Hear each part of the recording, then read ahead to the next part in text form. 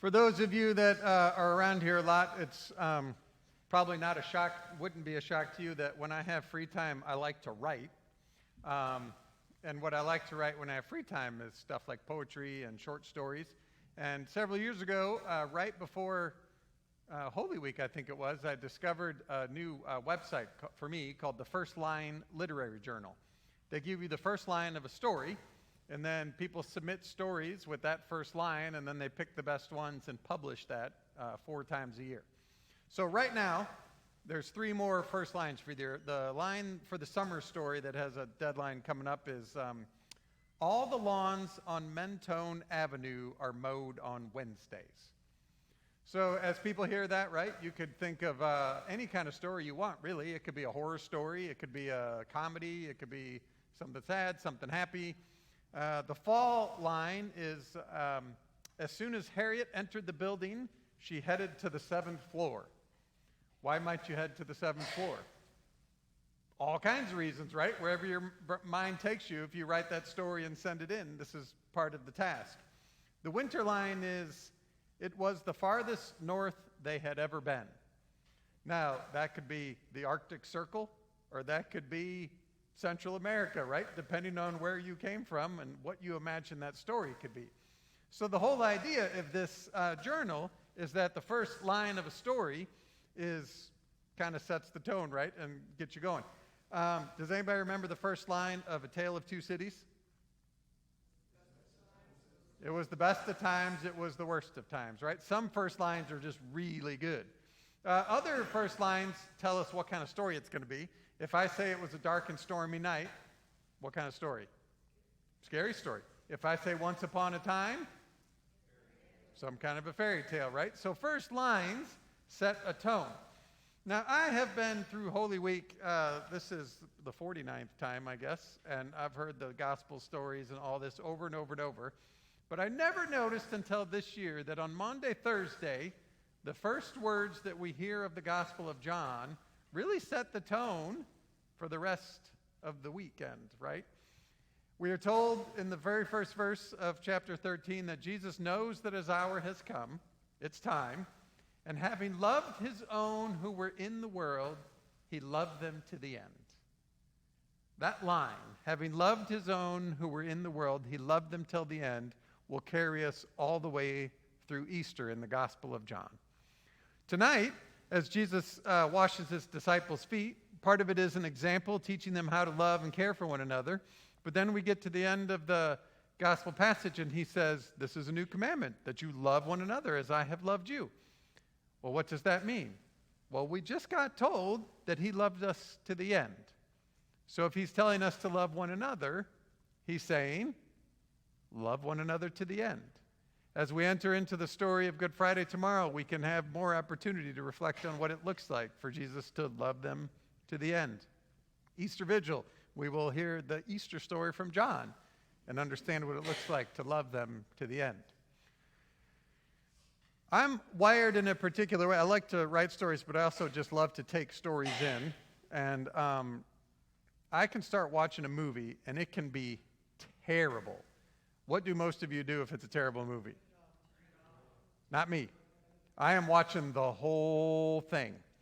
I can be 5 pages into a book and be like, this is bad. But I'm going to finish all 400 pages, right? Because I don't know why. Part of it is just perhaps that I have a very low bar. But also I think I have an eternal optimism that it must going to get better, right? There has to be something redeeming about this story. But as we start with Jesus' line, right, that he, having loved his own who were in the world, he loved them to the end, I can't help but wonder how often we don't finish the story with other people. We aren't able to love them to the end.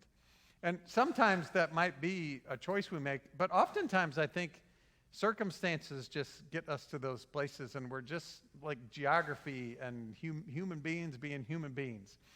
I think about a couple different episodes that I remember. One was a small group I tried to start as a pastor with a group of young adults. And the group of young adults just happened to be a bunch of couples. And so we would get together about once a month. We did Bible study together, prayed together. They were starting to come together as a group. One of them had a little toddler, another one was pregnant, and then one couple was really struggling with infertility. They could not be in that space, right? It was too hurtful for them to be there as everybody was talking about babies and healthy pregnancies and when's your due date.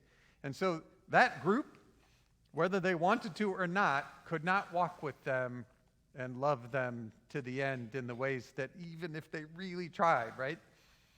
Then one of the other women in the group came into my office one week to let me know that her husband had left her. How easy is it to show back up at that group of couples when you're all by yourself now? She didn't come back, right? Because that just wasn't the place she'd be. So they, again, right, not because of anything they did wrong or anything about what they were choosing to do, they just could not be with her to the end of that particular journey. Because loving people to the end of things isn't just the end of life. There's all kinds of ends that come. There are ends of jobs and ends of projects and ends of marriages and ends of relationships and ends of healthcare things. Loving people to the end of those things is hard, right? Sometimes we're too far away. And sometimes maybe we're just not capable of sitting in that space with them, whether it's because of the tension we've had with them or whatever reason. But it also can be about death. We had a beloved member of my last congregation. I got the call on a Monday that it was getting pretty close. And as I came into the house, there were probably 6-8 people in the kitchen. They were there to walk alongside him and his wife. They were doing much better at loving her to the end. They could be there at that presence with her, but from the kitchen you could see the hospitable bed in the living room. No one was sitting there with him, right? That's a harder thing. They could love her because she was still walking around and talking. But loving him was a much harder thing to do.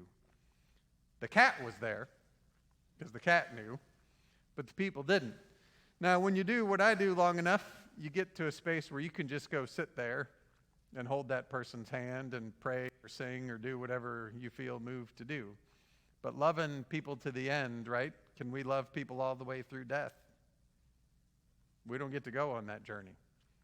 And so as Jesus, we hear this beginning of the story, having loved those of his that were in the world, he loved them to the end. Pretty quickly we can figure out that we're not so great at getting there. Today's Maundy, Thursday. We hear that as the beginning of the story. Tomorrow on Good Friday we'll still be in the spaces where we fail at that, but eventually we're going to come to Easter. And on Easter we find out what, right? Easter's always there for us because it's already happened. And we know then that Jesus loving us to the end has a different ending than we might otherwise see. And it's then that we learn that actually we might be able to love people to the end. Not because we're good at it, but because Jesus works through us. That young lady that her husband left her, that particular group could not walk with her to the end. But the next Sunday as she walked up to church, she had been in a dinner group with some of the older members of the congregation, some of whom had been divorced and some of whom had walked through that with their own kids, with their friends. And one of them said, "Where's your husband?" And when she started to cry and tell them, it was amazing to watch those ladies gather around her. And they did love her through that.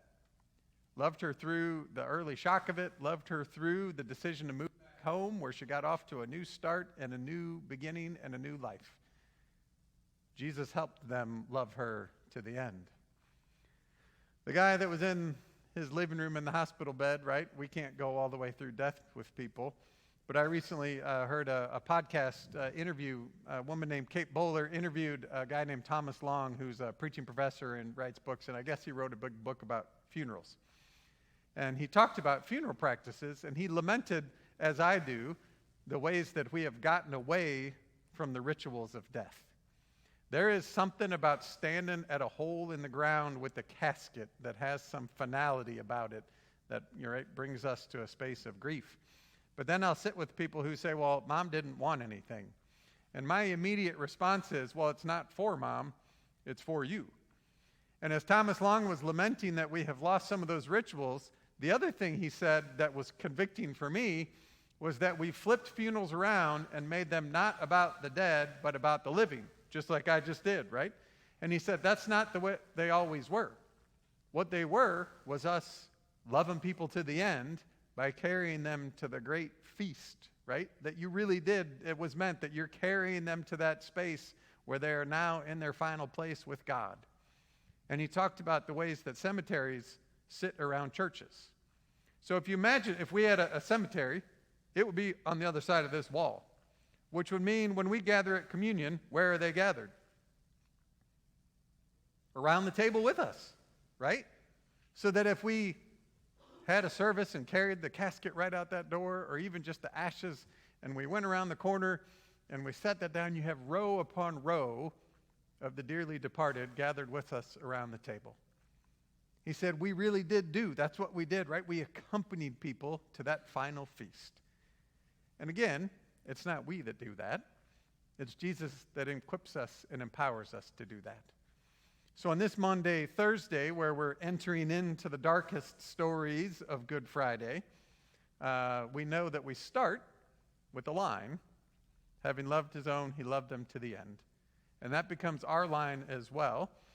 And just as I like to write stories from a first line, we get to continue to write stories of love and grace with the first line that Jesus gives us, trusting that he always gets that story to an end that is wrapped up in the love and grace of God. Amen.